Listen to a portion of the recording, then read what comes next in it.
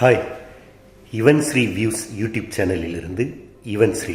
2024 நடைபெறவிருக்கும் குரு பெயர்ச்சி சிம்ம ராசிக்காரர்களுக்கு எப்படி இருக்கும்னா, நல்லதும் கெட்டதும் கலந்து தான் இருக்கும். ஒரு 50-50 அந்த மாதிரி தான் இருக்கும்.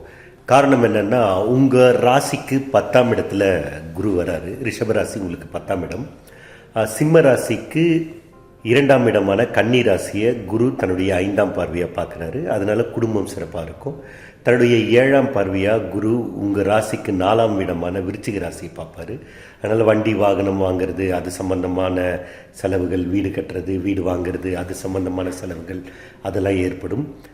தன்னுடைய 7ஆம் பார்வையாக உங்கள் ராசிக்கு 6ஆம் வீட்டை பார்ப்பார். அதனால் கடன் ஏற்படும். அந்த கடன் சுப கடனாக மாற்றிக்கிறது உங்கள் கையில் இருக்குது.